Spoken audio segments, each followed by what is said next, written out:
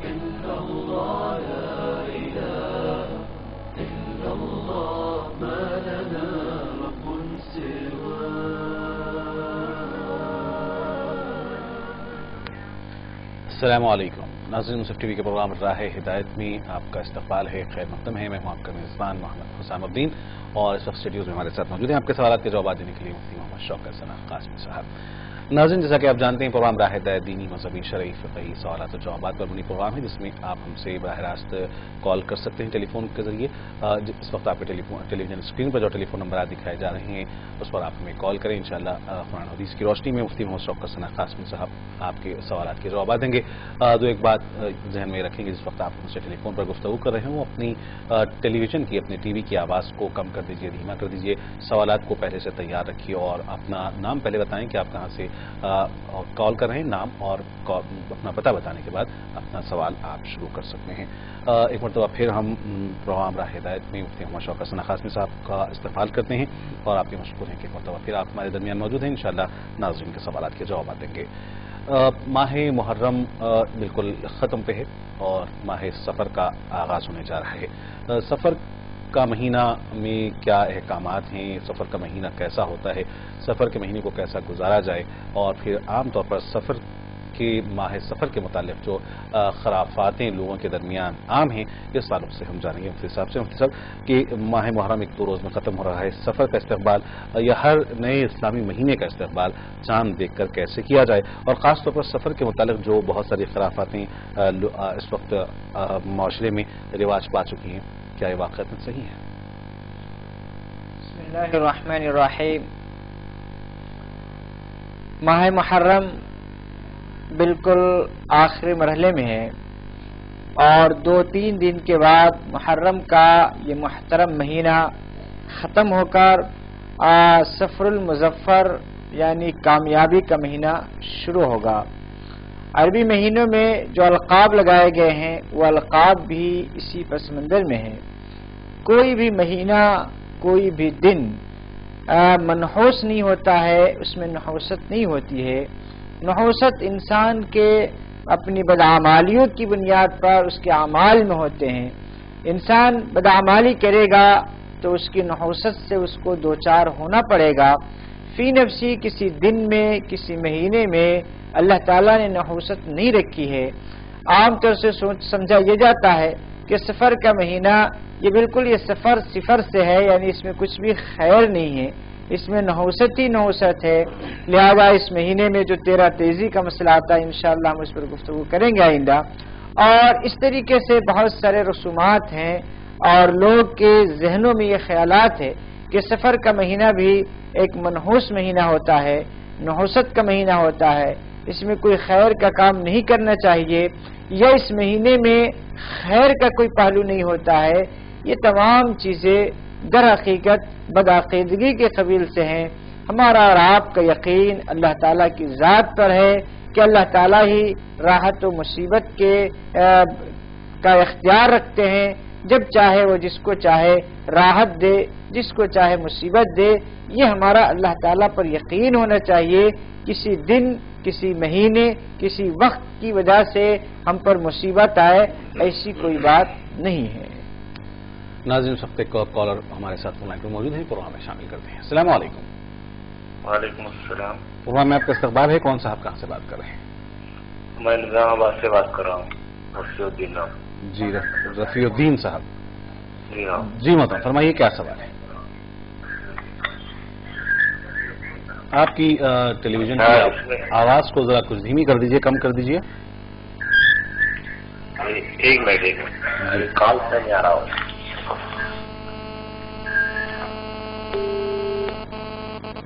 شاید کال ڈراپ ہو گئی ہے. ایک اور کال اس وقت ہمارے ساتھ ہیں. السلام علیکم. ہیلو. السلام علیکم. وعلیکم السلام. پروگرام میں آپ کا خیر مقدم ہے. عبداللطیف صاحب نظام آباد سے ہیں. آپ بھی آپ کا استقبال کرتے ہیں. فرمائیے کیا سوال ہے؟ جی. یہ سفر جو 13 تیزی کا مہینہ ہے نا. جی جی.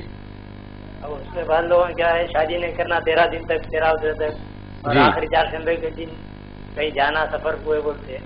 جی جی جی. حضور صلی اللہ علیہ وسلم ایسا کچھ 13 کے بعد کچھ ایسا ہوا تھا کیا؟ جاتے کیا سفر کو ہے؟ ٹھیک ہے، کیا یہ چیز قرآن حدیث 13 سے کے بعد سنت سے- 13 کے بعد شادی کرنا منوط رہتا ہے بولتے جی جی جی ضرور انشاءاللہ. کچھ ایسا حضور صلی اللہ علیہ وسلم 13 تاریخ کے دن کچھ ایسا طبیعت خراب ہوئی تھی کیا؟ جی جی ضرور انشاءاللہ. بہت بہت شکریہ. اس پروگرام کا آغاز ہی ہم نے اس سوال سے کیا ہے اور کہ ماہ سفر کے متعلق ہم معلومات حاصل کریں گے انشاءاللہ. بہت اچھا کیا آپ نے سوال کیا، ضرور آپ کے سوال کو شامل کرتے ہیں. بہت شکریہ عبداللطیف صاحب. ایک اور کالر اس وقت ہمارے ساتھ ہیں. السلام علیکم. وعلیکم السلام. پروگرام میں آپ کا خیر مقدم ہے. کون صاحب کہاں سے بات کر رہے ہیں؟ جی میں محمد الیاس بول رہا ہوں دلی سے. الیاس صاحب پروگرام میں استقبال ہے. فرمائیے کیا سوال ہے؟ جی میرے 2 سوال ہیں. جی پہلے سوال ہے جی جیسے ہم جیسے کوئی بھی جیسے رمضان میں روزے رکھے یا حج کیے، اس میں جیسے بولا جاتا ہے کہ سارے گناہ معاف ہوتے ہیں. جی جیسے سارے گناہ معاف ہوتے ہیں تو اس میں جیسے ہمارا جو نیکیاں ہوتی ہیں اس سے پہلے جو نیکیاں جتنے ہم نے کیے ہوتے ہیں وہ نیکیاں جڑتے جاتے ہیں کیا ہے، یہ پوچھنا تھا. جی دوسرا سوال ہے جیسے ہم نے کوئی کام ہم نے سوچا اللہ سے دعا مانگے کہ یہ کام ہمارا ہو جائے، جی وہ کام ہمارا ہو جائے تو ہم اللہ کو کس طریقے سے شکریہ ادا کریں؟ جی ضرور. اچھا سوال آپ نے کیے ہیں دونوں بھی. ضرور انشاءاللہ آپ کے سوالات کو شامل کرتے ہیں. بہت بہت شکریہ الیاس صاحب پروگرام میں شامل ہونے کا. ایک اور کالر صاحب ہمارے ساتھ ہیں. السلام علیکم. وعلیکم السلام. جی محمد سہیل نظام آباد سے بات کر رہا ہوں میں. جی محترم فرمائیے کیا سوال ہے؟ جی میرا سوال یہ تھا کہ اب تو ہمارے نبیوں کا سلسلہ بند ہو چکا ہے. جی تو میرا پوچھنا یہ تھا کہ ہم مسلمان تبلیغ کا کام تو کر رہے ہیں جی لیکن غیر مسلمانوں تک دین کی باتیں نہیں پہنچ رہی. جی جی تو یہ کیسا اس کا؟ جی ضرور کہ تبلیغ کے ساتھ کیا دعوت دین بھی ضروری ہے غیر مسلموں تک، یہ آپ کا سوال ہے. اچھا سوال آپ نے کیا ہے. ضرور انشاءاللہ آپ کے سوال کو شامل کرتے ہیں. سہیل صاحب سوال یہ تھا کہ جی ہلو جی جی کوئی اور سوال ہے آپ کا؟ جی تو غیر مسلمانوں تک دین نہیں پہنچ رہا نا. جی بالکل صحیح ہے. کہا آپ نے بات، اچھی بات آپ نے کہی ہے کہ جی کیونکہ نبیوں کا سلسلہ بھی بالکل بالکل آپ کی بات سمجھ میں آ چکی ہے. کوئی اور سوال ہے اس کے علاوہ آپ کا؟ کیونکہ اللہ تعالیٰ تو یہ تو ناانصافی ہو رہی. جی یہ تو ناانصافی ہوئی اللہ تعالیٰ سے کہ غیر مسلمانوں کو دین پہنچا رہے نہیں. جی جی ٹھیک ہے ضرور انشاءاللہ آپ کے سوال کو شامل کرتے ہیں. بہت بہت شکریہ سہیل صاحب پروگرام میں شامل ہونے کال کرنے کا. مفتی صاحب سب سے پہلے عبداللطیف صاحب کے سوال کو شامل کرتے ہیں. جیسا کہ ہم نے پروگرام کا آغاز ماہ سفر کے تعلق سے کیا ہے کہ سفر کا استقبال کیسے کیا جائے کوئی اسلامی مہینے کا، اور پھر ساتھ ہی ساتھ عام طور پر سفر مظفر کے تعلق سے جو عام طور پر معاشرے میں یہ باتیں چل پڑی ہیں کہ اس میں 13 تیزی کی ایک تاریخ ہوتی ہے منوسیت کی، اور پھر 13 دنوں تک لوگ شادی بھی نہیں کرتے ہیں. اور بہرحال یہ سلسلہ تو محرم سے چل پڑا ہے کہ محرم سے ہی شادیاں بند کر دی جاتی ہیں. آخری 4 شنبے کا ایسا ذکر کیا کہ اس میں ہریالی کو کھندلنا ہے، سفر پر جانا ہے، بہت ساری باتیں ہیں. اس کے علاوہ یہ بھی کہا جاتا ہے اور غالباً یہ احادیث سے بھی اس کی سند دی جاتی ہے کہ یہ بات درست ہے کہ بہت ساری بیماریاں اس مہینے میں نکلتی ہیں. کیا یہ بات؟ یہ بات آ چکی ہے کہ سفر کے مہینوں کو سفر المظفر یعنی کامیابی کا مہینہ کہا جاتا ہے. اس لیے سفر کا کوئی مہینہ، کوئی دن، کوئی تاریخ، کوئی وقت منحوس نہیں ہے. ہمارے پاس جو رسم و رواج بن چکا ہے کہ 13 تاریخ تک شادیاں نہ کی جائے، محض اس کا تعلق توہمات سے ہے، رسم و رواج سے ہے، بدعقیدگی سے ہے. شرعاً اسلام سے اس کا کوئی تعلق نہیں ہے. نبی علیہ الصلوۃ والسلام نے سفر کے مہینے کو منحوس قرار نہیں دیا، اور نہ سفر کی 13 تاریخ کو آسمان سے بلائیں نازل ہوتی ہے.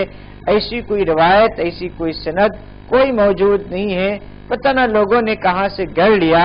یہ در حقیقت سب شیعی اثرات کا نتیجہ ہے، ورنہ اسلام میں ایسی کوئی چیز نہیں ہے اور کوئی دن منحوس نہیں ہے. اسی طریقے سے آخری 4 شنبے کو سبزی کو اور ہریالی پر جانا اور اس کو کھدلنا اور مختلف جو چیزیں رائج ہو گئی ہے، پتہ نہ اللہ کو معلوم کی چیزیں کہاں سے رائج ہو گئی. نہ اس کا تذکرہ کہیں قرآن میں ملتا ہے، نہ کہیں حدیث میں ملتا ہے، نہ صحابہ رضوان اللہ تعالی علیہ اجمعین کی سیرت میں ملتا ہے، نہ فقہاء محدثین یہ بات لکھی ہے. اسی لیے سب ساری چیزیں یہ بالکل توہمات کے قبیل سے ہے، رسم و رواج کے قبیل سے ہے. اس سے ہمیں اور آپ کو بچنا چاہیے، دوسروں کو بچانا چاہیے. جہاں تک بات میں کی تھی کہ بیماریوں کے تعلق سے، کیا سفر کے مہینے میں واقعی بیماریاں آتی ہیں؟ دیکھیے، اگر سفر کے مہینے میں بیماریاں نازل ہوتی تو رمضان اور شوال کے مہینے میں لوگ بیمار کیوں ہوتے؟ آپ ہاسپٹل میں چلے جائیے، یعنی کبھی بھی چلے جائیے، آپ کو ایسا معلوم ہوگا کہ آدھی دنیا بیمار ہے. تو سفر کے مہینے میں بلائیں نازل ہوتی ہیں، وبائیں نازل ہوتی ہیں. پتہ نہ کس نے کہہ دیا، بلاؤں نے آ کر کسی کو کہا یا وباؤں نے آ کر کسی کو کہا کہ ہم سفر کے مہینے میں نازل ہوئے تھے اور آپ کو آ کر ہم نے پکڑ لیا تھا. ایسی کوئی بات قرآن و سنت میں نہیں ہے کہ بلائیں اور وبائیں سفر کے مہینے میں نازل ہوتی ہے. اس طریقہ کا عقیدہ رکھنا اور اس طرح کا سوچنا انتہائی غلط بات ہے. اسی لیے بیماری ہے، صحت ہے، یہ سب اللہ تعالیٰ کی طرف سے ہے. اللہ جب چاہتا ہے کوئی بیمار ہو جاتا ہے، جب اللہ نہیں چاہتا ہے تو بیمار نہیں ہوتا ہے. آپ دیکھیے ہر مہینے میں لوگ بیمار پڑتے ہی ہیں، ہر مہینے میں ہاسپٹل جاتے ہی ہیں. یہ تو سلسلہ چل پڑا اور چل رہا ہے. ایسا نہیں ہے کہ لوگ سفر کے مہینے میں ہی بیمار پڑتے ہیں. لہذا یہ سمجھنا کہ سفر کے مہینے میں بلائیں نازل ہوتی ہے، یہ بالکل غلط بات ہے. محمد الیاس صاحب نے دہلی سے 2 سوالات کیے ہیں. اچھے سوالات ہیں کہ عام طور پر رمضان المبارک کے متعلق اور پھر حج کے متعلق یہ بات کہی جاتی ہے، جو درست بھی ہے، کہ رمضان کے جس نے روزے رکھے ایمان و احتساب کے ساتھ تو اس کے پچھلے گناہ معاف کر دیے جائیں گے. اور اسی طریقے سے اگر کسی نے حج مبرور کیا اور اس کا حج اللہ کی بارگاہ میں قبول ہوا تو اس کے پہلے کی بھی جو گناہ ہیں وہ سب بخش دیے جائیں گے. تو کیا اس سے قبل ان کا سوال یہ ہے کہ جو نیکیاں اس نے کی تھیں وہ نیکیوں کو جوڑا جائے گا؟ کیونکہ یہ بھی جو بات آتی ہے کہ گناہوں کو نیکیوں میں تبدیل کیا جائے گا، کہ یہ بات بھی درست ہے؟ دیکھیے، انسان جب نیکی کرتا ہے تو اس کو نیکیوں کے کھاتے میں ڈال دیا جاتا ہے، گناہ کرتا ہے تو گناہ کے کھاتے میں ڈال دیا جاتا ہے. آپ اگر کاروباری ہیں تو آپ لکھتے ہوں گے آمد اور خرچ، یعنی آمد کتنی ہوئی، خرچ کتنی ہوئی، دونوں کے الگ الگ رجسٹر ہوا کرتے ہیں. اسی طرح گناہ کا رجسٹر الگ ہے اور نیکیوں کا رجسٹر الگ ہے. نیکیوں کے رجسٹر میں لکھا جاتا ہے، گناہ کے رجسٹر میں لکھا جاتا ہے. اسی لیے گناہ جب معاف ہوتے ہیں تو نیکیاں جو بھی آپ کرتے ہیں وہ سب ایک ساتھ جمع ہوتی رہتی ہیں. گناہ ایک ساتھ جمع ہوتا رہتا ہے. جب اللہ تعالیٰ گناہ کو معاف کر دیتا ہے تو گناہ سارے کے سارے ختم ہوتے ہیں. اور بسا اوقات گناہ کی بنیاد، بعض گناہ کو اللہ تعالیٰ کسی انسان کے نیکیوں کی بنیاد پر اس گناہ کو بھی نیکیوں میں تبدیل کرتے ہیں. تو جو بھی نیکی ہوگی وہ نیکیوں کے خانے میں جا کر اور کھاتے میں جا کر جمع ہو جائے گی. ناظرین، پروگرام راہ ہدایت میں وقت چلا ہے مختصر وقفے کا، جائے گا نہیں، لوٹتے ہیں کچھ ہی دیر بعد اور انشاءاللہ جاری رہے گا پروگرام راہ ہدایت. لا إله إلا الله لا إله إلا الله لا إله إلا الله ما لنا رب سواه. پاکستان کی آزادی کے 67 سال کے بعد بھی یہ ہماری بدقسمتی ہے کہ ہمارے ملک کا ایک بہت بڑا طبقہ غیر تعلیمی یافتہ ہے. یہاں کسی پراپر رائٹ کے اگر کوئی تھرڈ پارٹی آپ کے پاس گھر پہ آ کر مداخلت کرتا ہے.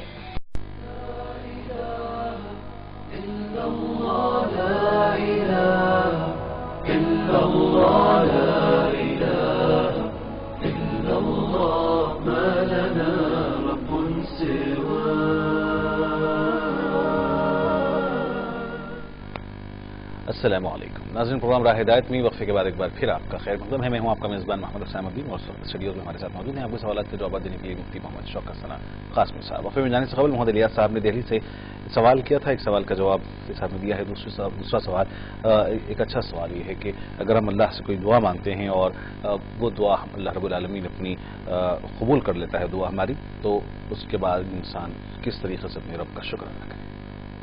یہ شکر کا بہتر طریقہ یہ ہے کہ آپ 2 رکعت نماز پڑھیے اور نماز پڑھنے کے بعد اللہ تعالیٰ سے دعا کیجیے.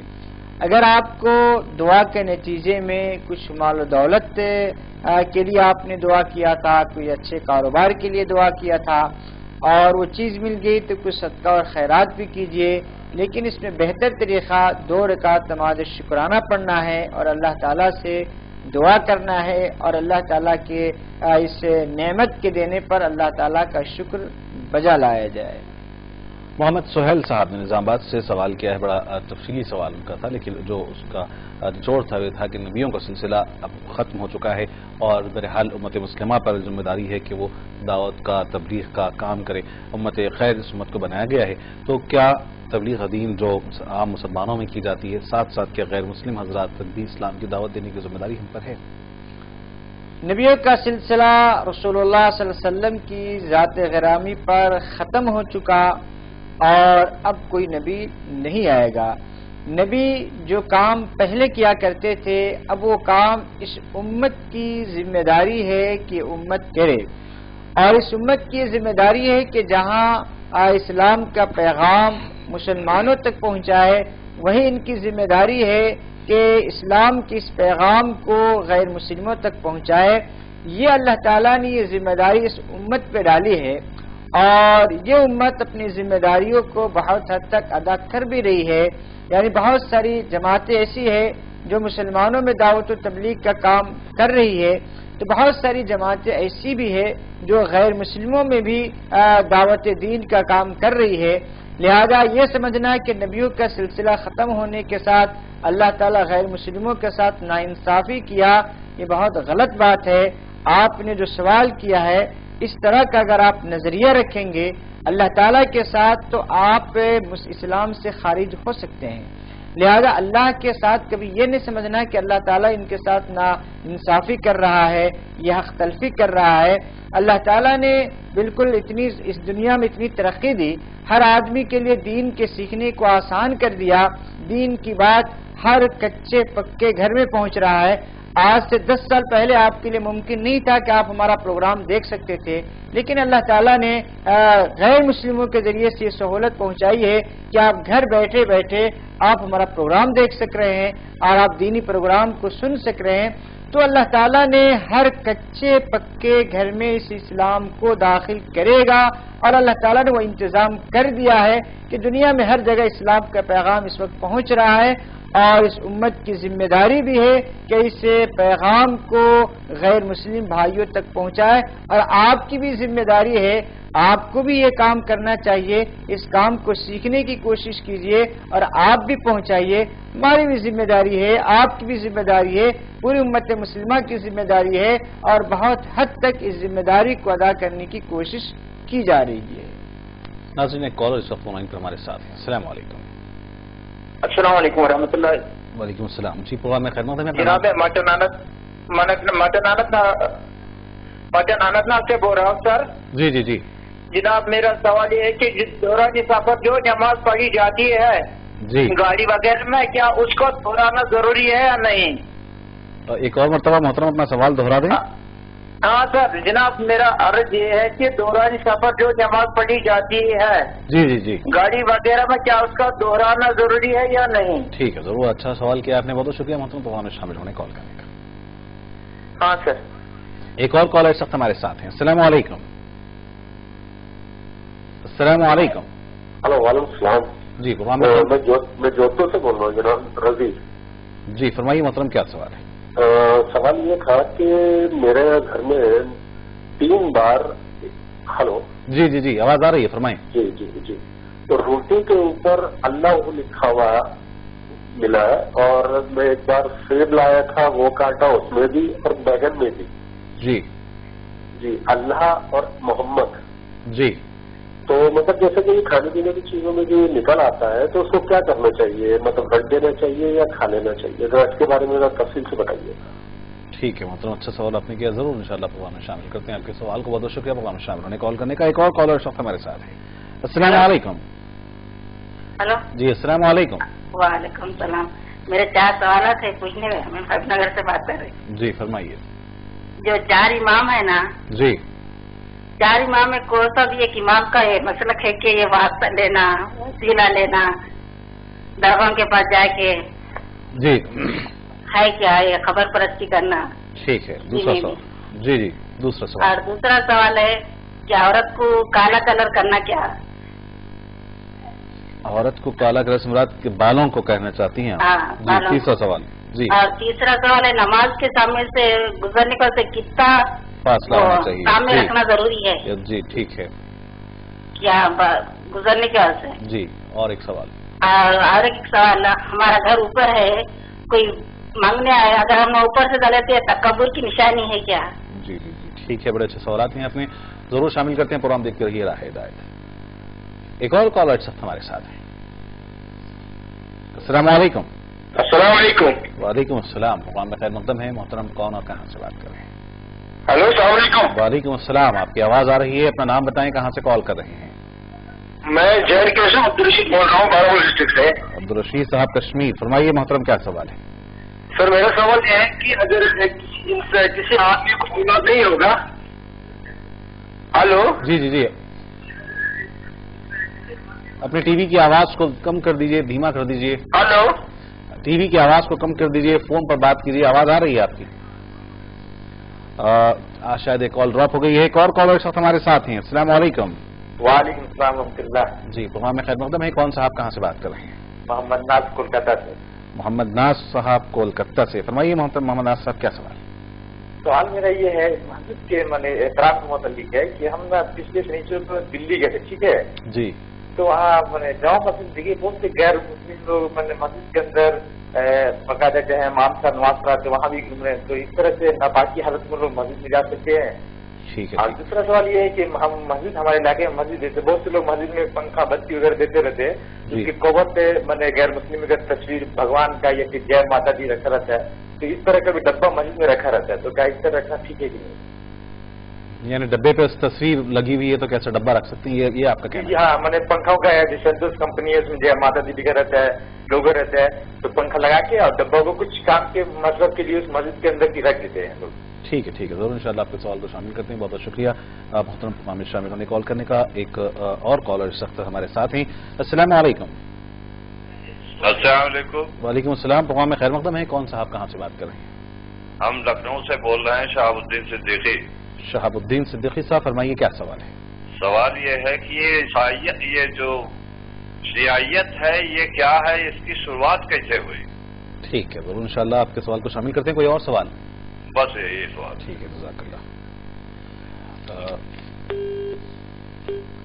एक और का सवाल ये था मुझे साहब कि क्या दौरान सफर में अगर हम जो नमाज पढ़ते हैं गाड़ी में मौका मिलता है तो क्या फिर बाद में इस नमाज को दोहराना चाहिए? जब बाज़ मरतबा ये होता है कि तसल्ली नहीं होती है, जैसे कि बैठ कर नमाज पढ़ ली जगह नहीं रहने की वजह से, तो क्या ऐसी नमाज को दोहराना ज़रूरी है या फिर जो सहूलत हमें दी गई है कसर में या सफ़र में उससे फ़ायदा उठाना चाहिए? सफर में अगर आप 77.5 किलोमीटर दूर सफर कर रहे हैं तो ऐसी सूरत में आप मुसाफिर हैं और मुसाफिर को कसर करने की इजाजत है कि वो 2 रकात नमाज पढ़ ले। इसी तरह अगर ट्रेन में है या प्लेन में है, बस में है, खड़े होकर नमाज नहीं पढ़ सकता है तो बैठ कर भी नमाज पढ़ सकता है। अगर ट्रेन, प्लेन या बस से बाहर नहीं निकल सकता है तो उसके अंदर भी नमाज पढ़ सकता है।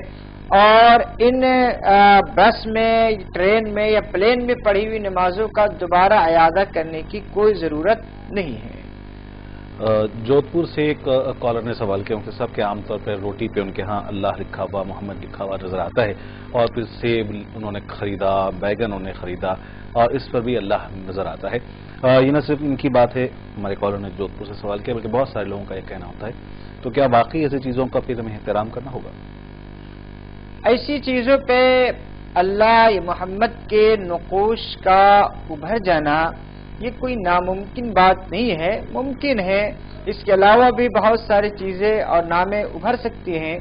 इसीलिए अगर आपके किसी चीज पर ऐसी चीज उभर कर आ जाए तो उसका एहतराम करना और उसको ऐसी रख देना, उसको सड़ने के लिए छोड़ देना मुनासिब नहीं है। आप उसको इस्तेमाल कर सकते हैं।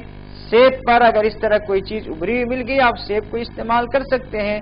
अगर इसी यूं छोड़ देंगे तो जाहिर सी बात है वो चीज आप सड़ जाएगी, नाकाबिल इस्तेमाल हो जाएगी। इसीलिए अगर ऐसा कोई वाकया पेश आ जाए तो इसको बहुत ज्यादा ये नहीं समझना चाहिए कि कोई बहुत ताज्जुब खेज बात हो गई। ऐसा मुमकिन है, उभार हो सकता है, आप उन चीजों को इस्तेमाल कर सकते हैं। اسی بات کے مد نظر ایک صاحب نے کہا تھا کہ اس وقت غیر مسلم قوم ہے کہ وہ مریخ پر پانی تلاش کر رہی ہے اور مسلمان ہیں کہ وہ آلو پر اللہ کا نام تلاش کر رہے ہیں. ہم دیکھتے ہیں کہ جہاں کہیں اگر اس طریقے کا واقعہ کوئی پیش آتا ہے تو ایک جمع غفیر جمع ہو جاتا ہے اور پھر اسے اخبارات میں پیش کیا جاتا ہے. تو کیا واقعی یہ کوئی عجوبہ ہے, کوئی معجزہ ہے؟ اس طرح سے چیزوں کا ابھر جانا یہ کوئی تعجب خیز بات نہیں ہے. نقوش ابھرتے ہیں, نقوش بنتے ہیں, تو اس لیے اس کو بہت زیادہ یعنی تعجب خیز سمجھ کر اس کو بہت زیادہ چرچا کرنا, پرچار کرنا یہ ضروری نہیں ہے. دیکھیے اگر آلو پر یا سیب پر اللہ کا یا محمد صلی اللہ علیہ وسلم کا نام نکل جائے تو اس کی بہت زیادہ چرچا کرنے کی وجہ اپنے دل پہ اسی نام کو نقش کرنے کی کوشش کیجئے, تاکہ وہ دل میں اگر اللہ اور اللہ کے نبی صلی اللہ علیہ وسلم آ گئے تو دنیا میں بھی کامیابی ہو جائے گی, آخرت میں بھی کامیابی ہو جائے گی. صرف آلو اور سیب پر اللہ کا نام دکھا کر کوئی کامیابی حاصل نہیں کر سکتے آپ. لہذا اس نام کو اپنے دل میں پیدا کرنے کی کوشش کیجئے اور دل میں اللہ اور اللہ کے رسول صلی اللہ علیہ وسلم کی محبت اور مقام پیدا کرنے کی کوشش کیجئے. یہ ہمارے لیے کامیابی کی بات ہے, وہ ہمارے لیے کوئی اہم اور بہت زیادہ تعجب خیز بات نہیں ہے. ایک خاتون نے 4 سوالات کی ہیں, ماشاءاللہ اچھے سوالات ہیں. پہلا سوال ان کا یہ ہے کہ جو بھی ہم فقہا کو مانتے ہیں, اماموں کو, کیا اس میں کسی بھی فقہ میں خبر پرستی کی تعلیم دی گئی ہے؟ چاروں فقہ نے خبر پرستی کی تعلیم تو کیا عورتوں کو قبرستان جانے کو ہی وہ درست نہیں سمجھتے, وہ جائز نہیں سمجھتے ہیں.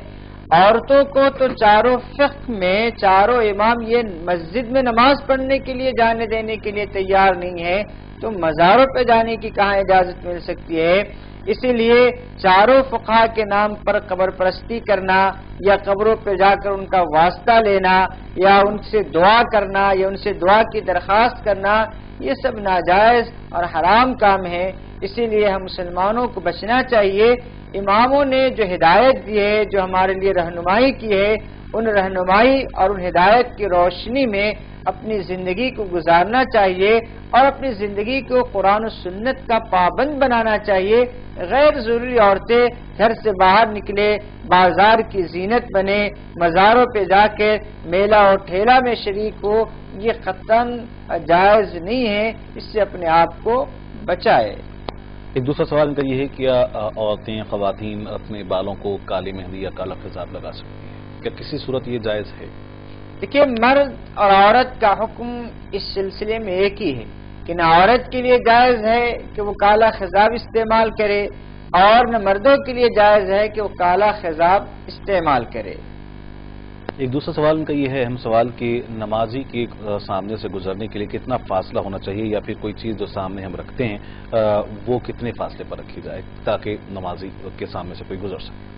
دیکھیے بہتر یہ ہے کہ جب آپ نماز کسی ایسی جگہ پہ پڑھ رہے ہیں جہاں پہ کسی کے گزرنے کا خطرہ ہے, تو ایسی صورت میں سامنے جہاں آپ سجدہ کرتے ہیں سجدے سے ذرا ہٹا کر کوئی چیز وہاں پہ رکھ دیجئے جو ایک بالش کے برابر ہو, تاکہ گزرنے والا گزرے تو اس سے سترا کے اس طرف سے گزرے, اس کے اندر سے نہ گزرے.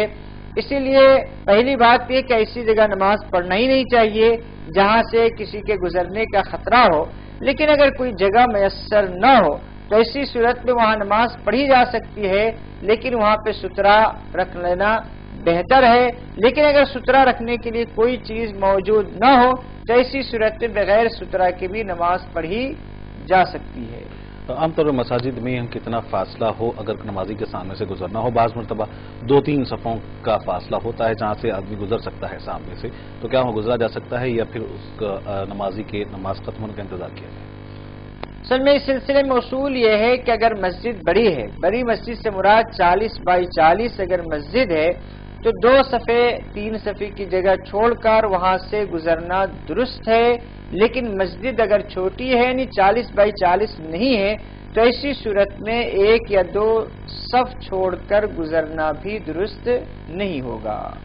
ایک اور ان کا یہ آخری سوال ہے کہ کیا اگر کوئی فرسٹ فلور پہ رہتا ہو اوپر کے حصے میں گھر پہ, اور نیچے اگر کسی فقراء وغیرہ کو خیرات دینی ہو, تو کیا وہاں سے دینا تکبر کی نشانی سمجھا جائے گا اگر کہ ان کا آنا نیچے ممکن نہ ہو؟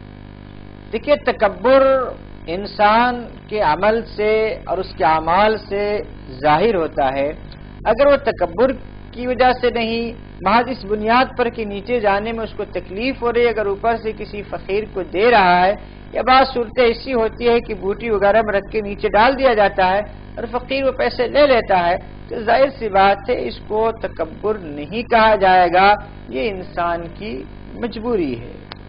محمد ناز صاحب نے کولکتہ سے 2 سوالات کیے ہیں مسجد کے احترام کے تعلق سے کہ مسجد کا احترام کی اسلام نے کس طریقے سے تعلیم دی ہے، اور خاص طور پر ہم دیکھتے ہیں کہ تاریخی مساجد جو ہیں، اگر ہم دہلی کی تاریخی مسجد کی بات کریں، لیکن اس سے پہلے کالر اس وقت ہمارے ساتھ انتظار میں، انہیں پروگرام میں شامل کرتے ہیں. السلام علیکم. ہیلو، السلام علیکم. وعلیکم السلام. جی پروگرام میں آپ شامل ہیں، فرمائیے کیا سوال ہے. جی سر، ہمارے گھر کے پاس ایک بہت بڑی مزار ہے، لوگ یہاں پہ بہت زیادہ جاتے ہیں، کیا یہ صحیح ہے؟ ٹھیک ہے، آپ کہاں سے بات کر رہے ہیں؟ آپ کا نام بتائیں. جی محمد احسان پور ہے، پٹنہ بہار سے. پٹنہ سے، ٹھیک ہے، ضرور انشاءاللہ آپ کے سوال کو شامل کرتے ہیں. بہت شکریہ محترم پروگرام میں شامل ہونے کال کرنے کا. ایک اور کالر اس وقت ہمارے ساتھ ہیں. السلام علیکم. وعلیکم السلام. جی پروگرام میں خیر مقدم ہے. کون صاحب کہاں سے بات کر رہے ہیں؟ میرا نام سید جاوید ہے، جودھ پور راجستھان سے بول رہا ہوں. جاوید صاحب فرمائیے کیا سوال ہے. سوال ہمارا یہ ہے کہ اگر میرے پاس گولڈ ہے جس کی قیمت 2 لاکھ ہے اور اس کو بینک پہ رکھ کر قرض لے لیا گیا ہے، تو پھر اس پر زکوٰۃ نکالا جائے گا کہ نہیں؟ ٹھیک ہے. اور ایک سوال ہے کہ گھر میں اگر گائے بھینس بھیڑ بکری کی مرغی ہے تو کیا زکوٰۃ کا کیلکولیشن میں ان لوگوں کا بھی جو ہے حساب کتاب کرنا پڑے گا؟ ٹھیک ہے، ضرور انشاءاللہ آپ کے سوال کو شامل کرتے ہیں. بہت بہت شکریہ. ایک اور کالر سب ہمارے ساتھ ہیں. السلام علیکم. میں دلی سے بول رہا ہوں، امام نام میرا. جی فرمائیے محترم کیا سوال ہے. میرا کوشچن یہ تھا کہ جو لوگ میلاد شریف وغیرہ گھروں میں کرواتے ہیں، ایک اور مرتبہ ذرا سوال دہرائیں. جو لوگ گھروں میں میلاد شریف کرواتے ہیں، میلاد جی جی، اس کا شریعت میں کیا حکم ہے؟ ٹھیک ہے. اور دوسرا کوشچن یہ تھا کہ گھڑی پہن کر کے نماز پڑھنا جائز ہے یا نہیں؟ گھڑی پہن کر؟ ہاں، اس کے لیے شریعت میں کوئی ایسا کچھ پروویژن ہے یا نہیں؟ ٹھیک. اور تھرڈ کوشچن یہ ہے کہ لوگ نفل جو پڑھتے ہیں، نفل نماز، جی اس سے لوگ بیٹھ کے پڑھا کرتے ہیں. جی، اس کا شریعت میں حکم کیا ہے؟ نفل بیٹھ کے پڑھنا ہے یا کھڑے کے پڑھنا ہے؟ ٹھیک ہے، ضرور انشاءاللہ آپ کے سوالات کو شامل کریں گے. بہت شکریہ محترم. ایک اور کالر ہمارے ساتھ ہیں. السلام علیکم. السلام علیکم. وعلیکم السلام. پروگرام میں خیر مقدم ہے. اپنا نام بتائیں، کہاں سے کال؟ میں سری نگر سے بول رہا ہوں سر. جی. مولوی صاحب سے یہ سوال ہے، جب امام نماز پڑھاتا ہے نا، صفے بفے برابر ہو گئے، اب کوئی دیر سے آتا ہے، اکیلا صفا باندھتا ہے یا پیچھے سے کسی کو کھینچتا ہے؟ کیا اس میں کتاب و سنت کے مطابق جواب چاہیے؟ سوال یہ ہے کہ پیچھے کھینچتا کیوں ہے؟ اکیلا نماز پڑھنے کے لیے کہ مجھ سے نماز پڑھے گا، یعنی پہلی صف مکمل ہو گئی، دوسری صف میں اور کوئی شخص نہیں ہے، تو کیا دوسرے شخص میں شامل کر 2 لوگ ہونے کے لیے سامنے سے کسی شخص کو پیچھے لینا چاہیے؟ ہاں ٹھیک ہے ضرور. اس کے بارے میں تفصیل دیجیے، اس کے بارے میں کوئی ہے؟ ضرور انشاءاللہ آپ کے سوال کو شامل کریں. بہت شکریہ شامل ہونے کال کرنے کا. جیسا کہ ہم گفتگو کر رہے تھے مسجد کے احترام کے تعلق سے کہ مسجد کے احترام کی اسلام میں کس طریقے سے تعلیم دی گئی، اور خاص طور پر اگر ہم دیکھ رہے ہیں تاریخی مساجد کی، حیدرآباد کی اگر ہم مکہ مسجد کی بات کر لیں، دہلی کی جو تاریخی مسجد ہے جامع مسجد، اگر اس کی ہم بات کر لیں تو وہاں پر غیر مسلم حضرات بھی آتے ہیں، غیر مسلم خواتین بھی آتی ہیں، بہرحال جن کے لباس بھی ساتر نہیں ہوتے، اور ساتھ ہی ساتھ بہرحال وہ پاک ناپاکی کا دوسرا مسئلہ ہے. لیکن ہم نے خود بھی دیکھا ہے کہ تاریخی جامع مسجد دہلی میں لوگ غیر مسلم حضرات غیر نماز کے اوقات میں بالکل منبر کے قریب تک آتے ہیں، تو کیا ان کے لیے جائز و درست ہے؟ دیکھیے، تاریخی مسجدوں میں غیر مسلم کے داخلے کو روکا نہیں جا سکتا ہے، اور ایسے غیر مسلم کا مسجد میں داخل ہونا کوئی ناجائز و حرام بھی نہیں ہے. اور رسول اللہ صلی اللہ علیہ وسلم نے ایک مشرک کو مسجد نبوی میں 2 دن یا 3 دن آپ نے باضابطہ اس میں رکھا تھا. وفود آیا کرتے تھے غیر مسلموں کے، آپ صلی اللہ علیہ وسلم مسجد نبی میں ان سے ملاقات کیا کرتے تھے. اسی لیے اگر غیر مسلم کے ظاہری جسم پر کوئی نجاست نہ ہو تو مسجد میں جا سکتا ہے اور مسجد میں داخل ہو سکتا ہے. چونکہ وہ ناپاکی اور پاکی آپ کی اسلامی شریعت کا وہ مکلف نہیں ہے، وہ تو ہماری شریعت، ہم مسلمانوں کے لیے وہ شریعت ہے، اور ہم مسلمانوں کے لیے جائز نہیں ہوگا کہ وہ ناپاکی کی حالت میں مسجد میں جائے.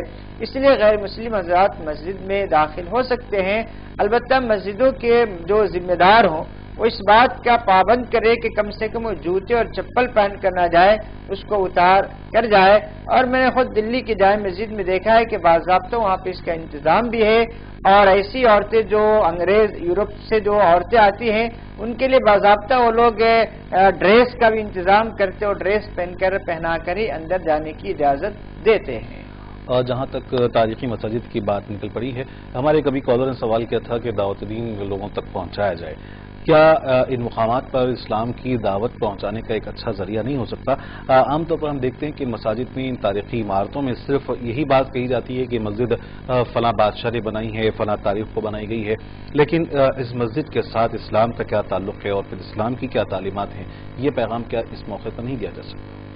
اصل میں عام طور سے جو لوگ تعارف کرانے والے ہوا کرتے ہیں ان کو خود اسلام کیا ہے ان کو نہیں معلوم ہوتا ہے. ان کا مقصد ہوتا ہے کہ سامنے والوں سے پیسہ لینا اور تاریخ اگر مختصر ہو تو اس کو طویل کر لینا اور اس کے ساتھ قصے اور کہانیوں کو گڑھ کے دلچسپ بنا دینا تاکہ سننے والا متاثر ہو اور زیادہ سے زیادہ اس کی فیس ادا کر سکے. لیکن اگر واقعی کوئی دعوت دین کے نقطہ نظر سے ان کو تعارف کرائے اور اس تعارف کے ساتھ ساتھ اسلام کا تعارف بھی کرائے تو یقیناً یہ بہت اچھا عمل ہوگا. محمد ناز صاحب کا ایک اور سوال یہ ہے مسجد کے تعلق سے کہ عام طور پر مساجد میں جو اشیاء ہوتی ہیں بنی ہوئی جیسا کہ فین ہو گیا، گھڑی ہو گئی اور اس طریقے کی اگر کوئی چیزیں ہیں وہاں رکھی ہوئی جو استعمال کی ہیں اس پر اگر کوئی تصاویر یا کسی کی شبیہ ہو تو کیا اسے رکھا جا سکتا ہے یا اسے پھر میٹ دینا چاہیے؟ دیکھیے عام طور سے مسجدوں میں جو سامان خریدے جاتے ہیں پہلی بات تو یہ کوشش یہ ہونی چاہیے کہ مسجد کا سامان اگر کسی مسلمان دکان سے لیا جائے تو زیادہ بہتر ہے، لیکن اگر کسی غیر مسلم دکان سے اگر حاصل کیا جائے تو بھی کوئی حرج نہیں ہے. لیکن اگر اس کارٹونز پہ اگر کچھ دیوی دیوتاؤں کی تصویر بنے ہوئے ہو تو ایسی صورت میں اس کو استعمال کر لینے کے بعد اس کارٹون کو فوری طور سے مسجد سے باہر نکال دینا چاہیے. مساجد میں غیر اللہ کی تصویر رکھنا اور وہ بھی دیوی دیوتاؤں کی یہ قطعاً مناسب نہیں ہے. لکھنؤ سے شہاب الدین صدیقی صاحب نے سوال کیا ہے مطلب کہ مذہب شیعیت کی بنیاد کیسے پڑی ہے اور یہ بہرحال کس قسم کا ایک فرقہ ہو سکتا ہے؟ مذہب شیعہ مذہب تمام گمراہ فرقوں کا سب سے پہلا فرقہ ہے. ظاہر سی بات اس فرقے پر تقریباً 1000 سال سے زیادہ گزر چکے ہیں. 1000 سال جس فرقے پر گزر چکا ہو اس کی تاریخ کو 2 منٹ میں بیان نہیں کیا جا سکتا ہے.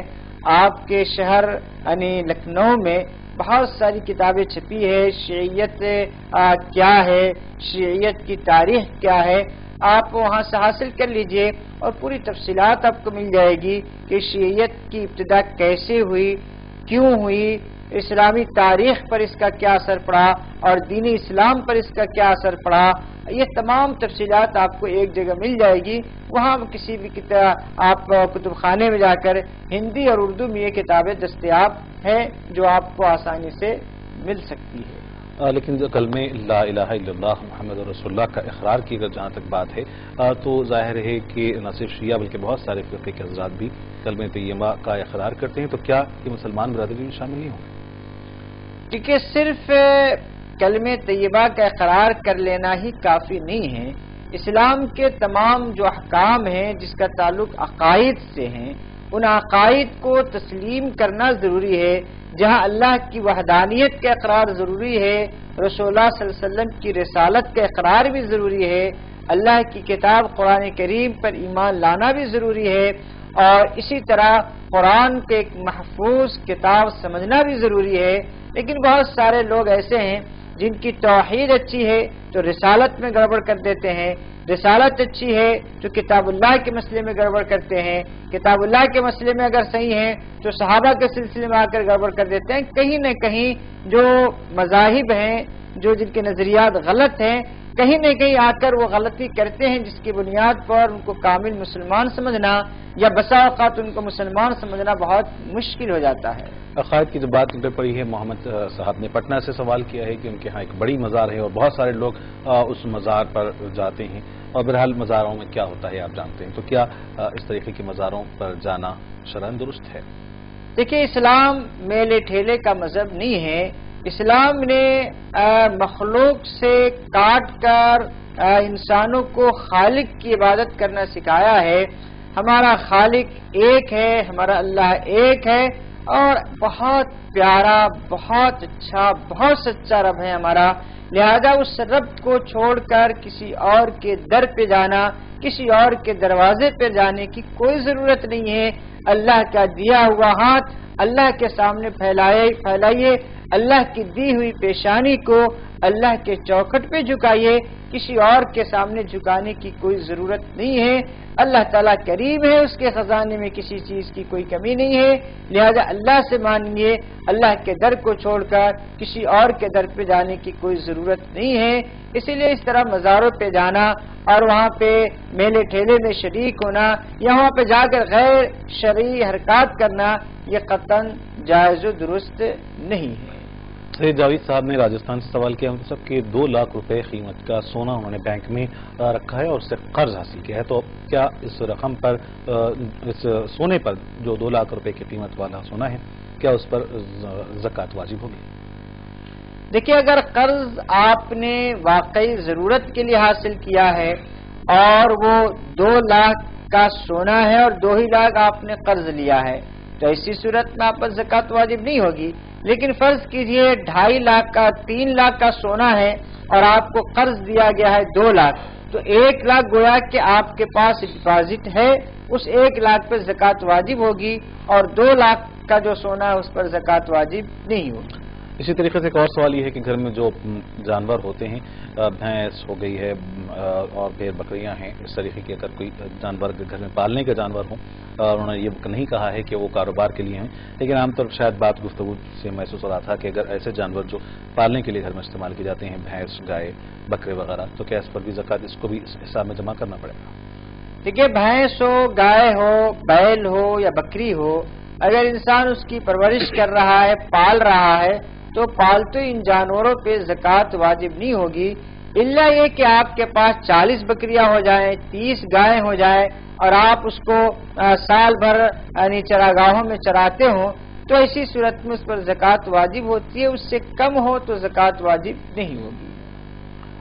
ایک سوال یہ ہے کہ ہمارے کالر کا کہ کیا نفل نماز بیٹھ کر پڑھنا درست ہے؟ نفل نماز بیٹھ کر پڑھنے کی گنجائش ہے، لیکن ثواب آدھا ہو جائے گا، یعنی کھڑے بیٹھ کر پڑھنے سے بالکل آدھا ہو جائے گا۔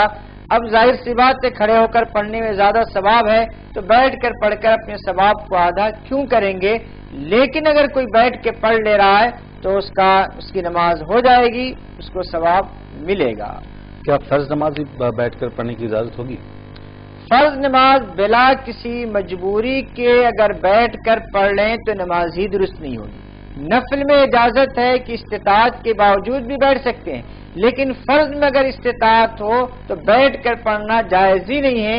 عام طور سے خواتین ایسا کرتی ہے کہ 1 رکعت کھڑے ہو کر پڑھ لیتی ہے، باقی بیٹھ کر پڑھتی ہے، ان کی پوری نماز ہی نہیں ہوتی۔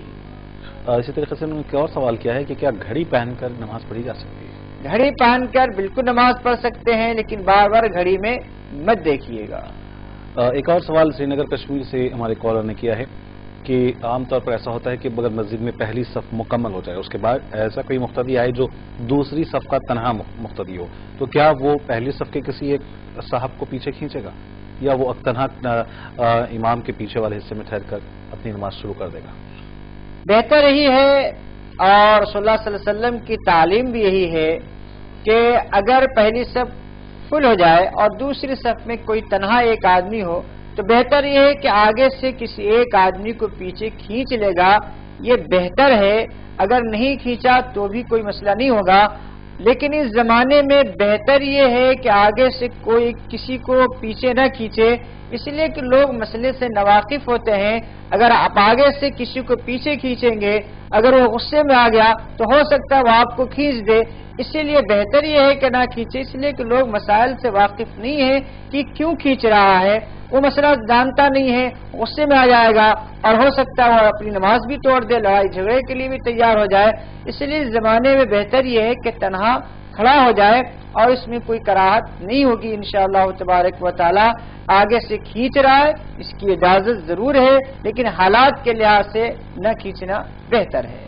عام طور پر یہ بھی دیکھا جاتا ہے مفتی صاحب کہ اگر ہم کسی ایک فرد کے ساتھ نماز پڑھ رہے ہیں اور بعد میں کوئی دوسرا شخص ہمارے ساتھ آ جاتا ہے تو ہم یا تو امام کو آگے کر دیتے ہیں یا پھر وہ شخص پیچھے ہو جاتا ہے تاکہ پیچھے دو مقتدی ہو جائیں اور آگے۔